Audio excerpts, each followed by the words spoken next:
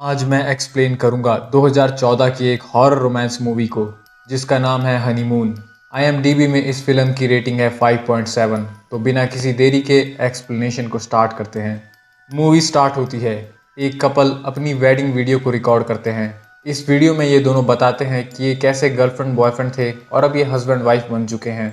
Husband का नाम था पॉल और वाइफ का नाम था बी। बी बताती है कि पॉल ने उसे एक टेंट के अंदर शादी के लिए प्रपोज किया था। पॉल बताता है कि वो पहली डेट पर एक इंडियन रेस्टोरेंट में गए थे और इंडियन खाना खाने के बाद इन दोनों को फूड पॉइजनिंग हो गई थी। इन दोनों का प्लान कैंपिंग करने का था, पर दोनों ही बीमार पड़ गए थे और ये कैंपिंग नहीं कर पाए थे। शादी के बाद ये दोनों हनीमून बनाने के लिए कनाडा जाते हैं। कनाडा में एक जंगल के बीच बी के फादर का घर था जहाँ पर ये दोनों रुकने वाले थे। ये दोनों उस घर में पहुंचते हैं और उस घर के सभी रूम्स को देखते हैं। उस घर में सभी सामान काफी पुराना था। पॉल एक रूम में भालू की खाल को भी देखता है। रात को सोते समय पॉल और बी पर एक सफेद लाइट लगती है, पर ये दोनों लाइट को नोटिस नहीं कर पाते। अगली सुबह पॉल उस भालू की खाल को देख रहा था। बी उसे बताती है कि इस भालू का शिकार उसके पिता ने किया था। इसके बाद ये दोनों पास ही की एक लेक में फिशिंग करने के लिए जाते हैं।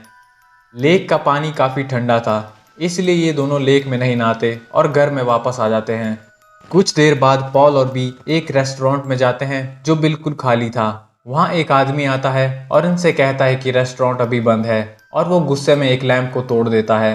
पॉल और बी वहाँ से जाने लगते हैं, तभी वो आदमी बी को पहचान लेता है। उस आदमी का नाम विल था और वो बी का बचपन का दोस्त था। विल बताता है कि ये रेस्टोरेंट उसकी वाइफ का है। विल उन दोनों को सॉरी बोलता है और तभी उसकी वाइफ एनी वहां आ जाती है। एनी पॉल और बी को वहां से जाने के लिए कहती है। विल एनी को पकड़कर उसे चुप कराता है। विल कहता है कि एनी की तबीयत अभी ठीक नहीं है।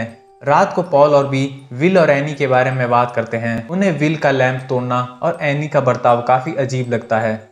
रात को घर की लाइट्स थोड़ी देर के लिए ऑन ऑफ होती है और अलार्म बजने लगता है। पॉल बी को कहता है कि वो उसके लिए मछली पकड़ने के लिए जा रहा है। वो जब घर के बाहर आता है तो वो देखता है कि अभी सुबह नहीं हुई है। पॉल अपने फ़ोन में टाइम देखता है और सुबह के 3 बजे हुए होते हैं, इसलिए वो दोबारा सोने के लिए चला जाता है। पॉल देखता है कि बी घर पर नहीं है। पॉल देखता है कि दरवाज़ा थोड़ा खुला है। पॉल बी को ढूंढता हुआ जंगल की तरफ चला जाता है। उसे वहाँ किसी की आवाज़ सुनाई देती है और वो उस आवाज़ की तरफ बढ़ने लगता है। पॉल देखता है कि बी बिना कपड़ों के एक जगह खड़ी है। बी पॉल को देखकर होश में आती है और पॉल उसे घर में ले आता है। पॉल उससे पूछता है कि तुम वहां कैसे पहुंची। बी कहती है कि उसे कुछ नहीं पता। अगली सुबह पॉल देखता है कि बी उसके लिए टोस्ट बना रही थी, पर वो ब्रेड जलने लगे थे। पॉल कहता है कि क्या तुम टोस्ट बनाना भूल गई हो। बी कहती है कि उसने उसके लिए कॉफ़ी भी बनाई है। पॉल देखता है कि कॉफ़ी के जग में सिर्फ पानी था। इसके बाद ये दोनों लेक में चले जाते हैं और पॉल एक मेंढक को पकड़ता है। पॉल कहता है कि आज शाम को वो इस मेंढक को खाएंगे। पॉल की बातों पर बी हमेशा हंसती रहती थी, पर इस मजाक पर बी बिल्कुल नहीं हंसती। बी पॉल से स्विमिंग करने के लिए कहती है और वो झील में कूद जाती है। पॉल ये देखकर हैरान हो जाता है, क्योंकि बी को ठंडे पानी में नहाना बिल्कुल पसंद नहीं था। पॉल बी से पूछता है कि तुम पानी में क्यों कूदी। बी कहती है कि उसे लगा कि पॉल को ये सब काफ़ी फनी लगेगा। बी कहती है कि वो काफ़ी थकान महसूस कर रही है। पॉल बी की लेग्स पर अजीब से निशानों को देखता है। पॉल उससे इन निशानों के बारे में पूछता है, पर बी पॉल से कहती है कि ये मच्छर के काटने के निशान हैं। इसके बाद बी काफ़ी अजीब सा बर्ताव करने लगती है। वो पॉल से कहती है कि वो सोने के लिए जा रही है। पॉल देखता है कि बी के पैरों पर जो निशान हैं वो मच्छर के काटने के निशान नहीं थे। पॉल अब जंगल में उसी जगह जाता है जहाँ बी रात को उसे मिली थी। पॉल को वहाँ पर बी का फटा हुआ गाउन मिलता है जिसमें कुछ चिपचिपा पदार्थ लगा हुआ था। पॉल को वहाँ किसी के पैरों के निशान भी मिलते हैं जो पॉल और बी के नहीं थे। पॉल घर जाता है और देखता है कि बी कुछ बोलने की प्रैक्टिस कर रही है। बी कहती है कि उसके सर में दर्द हो रहा है और वो सोने के लिए जा रही है। रात को पॉल और बी एक गेम खेलते हैं।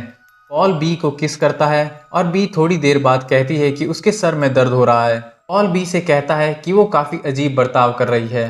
पॉल बी को उसका गाउन पहनने को भी बोलता है। ये सुनकर बी काफ़ी डर जाती है और वो अजीब से बहाने बनाने लगती है। पॉल को अब बी पर शक होने लगता है कि उस रात जंगल में कुछ जरूर हुआ था जो बात बी पॉल से छुपा रही है। रात को बी अपने बेड से उठकर कहीं जाने लगती है। पॉल भी उसके पीछे जाता है और बी वापस आ जाती है। बी कहती है कि वो पानी लेने गई थी।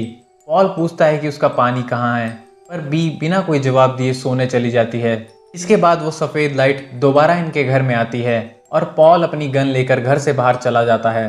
पॉल को जंगल में से किसी की आवाज़ आती है और वो हवा में फायर करता है, जिससे बी जाग जाती है।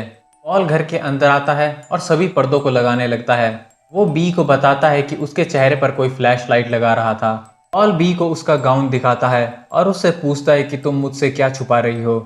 पॉल कहता है कि जंगल में उसे बी का गाउन और वहां पर किसी तीसरे शख्स के पैरों के निशान भी मिले थे। पॉल बी से पूछता है कि क्या तुम उस रात विल के साथ थी।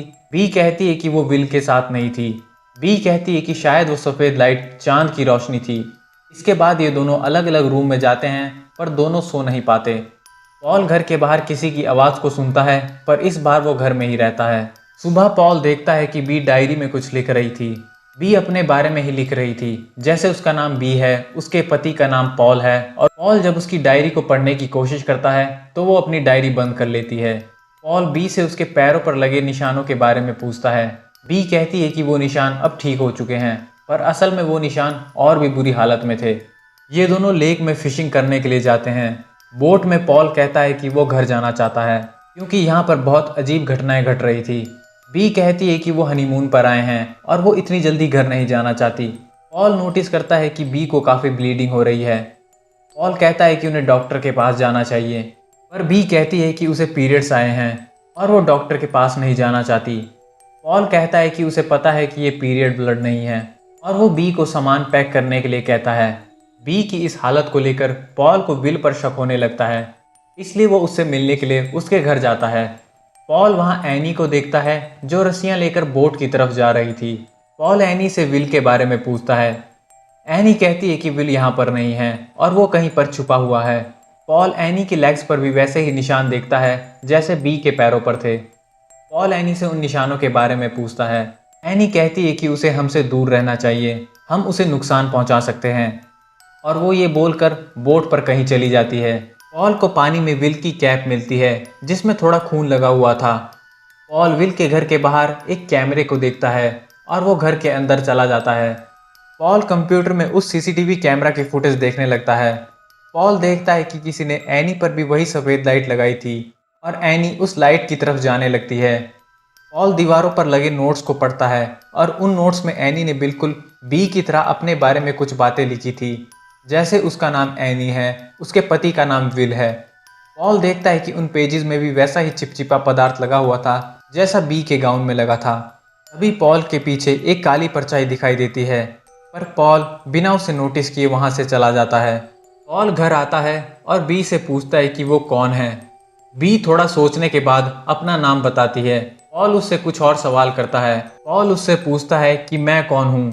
बी उससे कहती है कि वो उसका हस्बैंड है। बी की बातों से साफ पता लग रहा था कि वो रटी रटाई बात बता रही है। पॉल बी से पूछता है कि तुम ये सब बातें क्यों लिख रही थी। पॉल कहता है कि एनी भी तुम्हारी तरह यही बातें लिख रही थी। पॉल कहता है कि उसे खून से सनी विल की कैप मिली है। पॉल बी से ये भी पूछता है कि वो उसके साथ अब क्या करने वाली है। बी कहती है कि वो उसे बचाना चाहती है।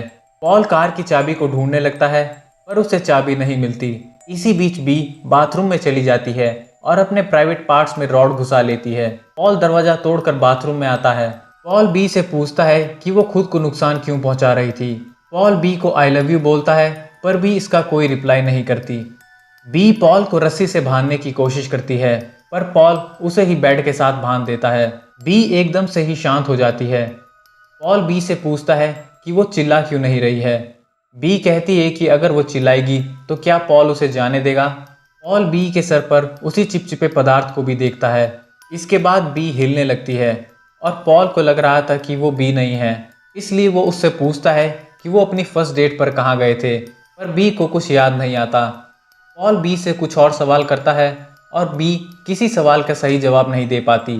पॉल कहता है कि तुम बी की तरह दिखती हो, पर बी नहीं हो।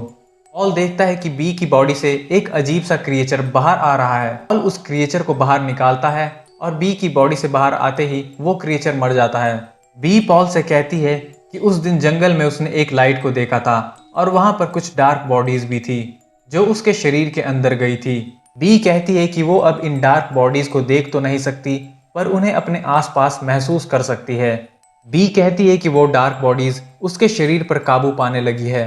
पॉल वहां से जाने के लिए कार की चाबी ढूंढता है, पर बी उसे रोकती है। तभी वही सफेद लाइट बी के चेहरे पर लगती है और बी कहती है कि हमें तुम्हारी कोई जरूरत नहीं है। बी पॉल को कैमरे से मारती है और उसे बांधकर बोट में लेक के बीच ले जाती है। बी कहती है कि वो पॉल को बचा रही है और वो उसे पानी के अंदर छिपा देगी।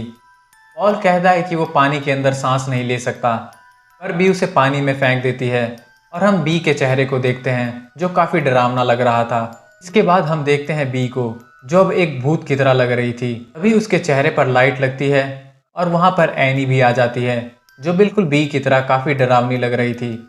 इसके बाद ये दोनों उसी सफेद लाइट की तरफ जाने लगते हैं। वहां पर हमें कुछ काली परछाइयां भी दिखाई देती है और ये मूवी एंड हो जाती है। मूवी की एंडिंग में ये नहीं बताया गया है कि वो काली परछाइयाँ क्या थी, क्या वो एलियन थे या फिर कोई भूत प्रेत। इस फिल्म की एंडिंग समझ से परे है। इस मूवी का तो पता नहीं, पर मैं उम्मीद करता हूँ कि आपको मेरा ये एक्सप्लेनेशन पसंद आया होगा। ऐसी ही वीडियोस और देखने के लिए मेरे चैनल को जरूर सब्सक्राइब करें। ये वीडियो देखने के लिए आपका बहुत बहुत धन्यवाद।